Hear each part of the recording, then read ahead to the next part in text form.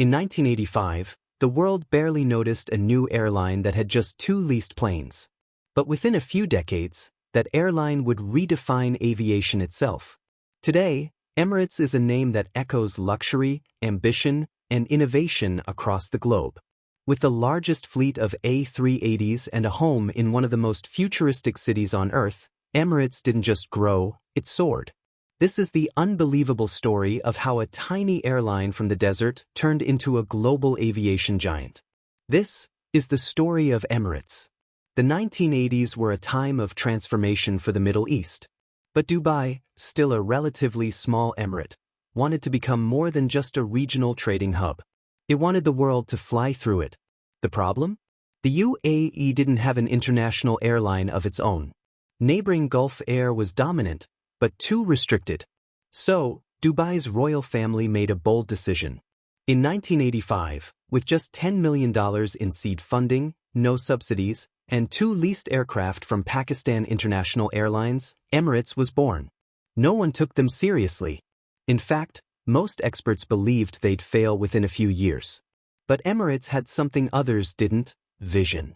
A plan to connect the world, and to make passengers feel like royalty in the process.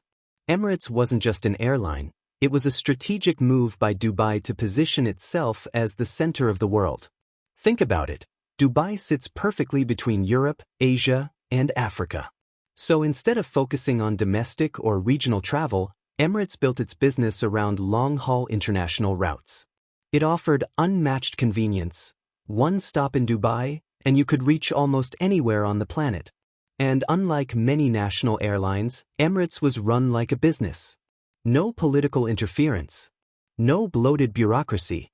Just pure focus on expansion, innovation, and customer service. One of the boldest moves Emirates made was investing in big planes. While others downsized and played safe, Emirates went the other way. In the 1990s, it became one of the biggest buyers of the Boeing 777, a wide-body aircraft that would become the backbone of its fleet. But in 2008, Emirates truly made headlines when it became the launch customer for the Airbus A380, the largest passenger plane ever built. Critics said it was risky, too big, too expensive. But Emirates believed in scale and luxury, and the A380 fit that dream perfectly. Today, Emirates owns the largest fleet of A380s in the world, with over 100 in service. These double-decker giants aren't just planes, they're flying palaces. Emirates didn't just fly you from A to B, they turned the journey itself into an experience. On board, passengers discovered a new kind of luxury. Private first-class suites with closing doors. On-board showers, yes, real showers at 35,000 feet. In-flight lounges with a bar and seating area. The award-winning ICE entertainment system with 5,000-plus channels. Flying Emirates became a symbol of status, and passengers around the world began switching loyalty, not for price, but for comfort. While legacy carriers were tangled in bureaucracy, unions, and outdated systems, Emirates played the game differently. It avoided alliances like Star Alliance or Oneworld, instead choosing to go solo so it could stay flexible. It used Dubai as a single mega-hub instead of scattering operations. And most importantly, it built a network strategy. Europe to Asia, Africa to America, India to Australia. All with one seamless stop in Dubai. It was efficient, profitable, and scalable. While others cut routes to save money, Emirates added more and won. But even global success comes with turbulence.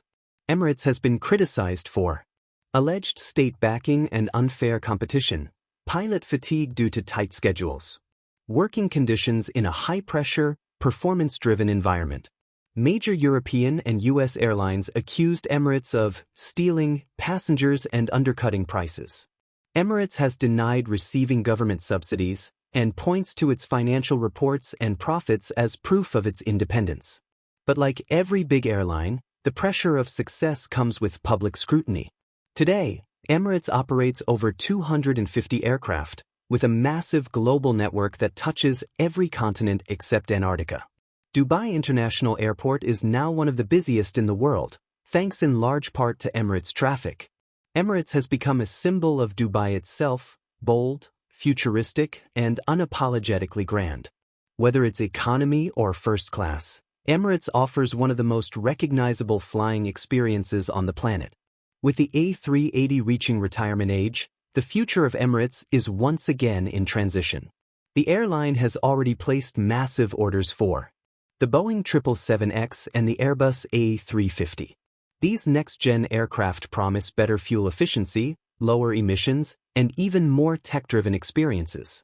Emirates is also working toward greener flying, expanding to new African and Asian markets, and continuing to invest in customer experience.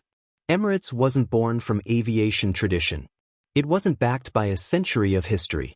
But through bold vision, smart strategy, and relentless innovation, it became one of the most powerful airlines the world has ever seen. Whether you admire it, question it, or dream of flying it, there's no denying the impact it's made on the world of aviation. Have you ever flown Emirates? What was your experience like? Let us know in the comments. And for more epic aviation stories, subscribe to our channel.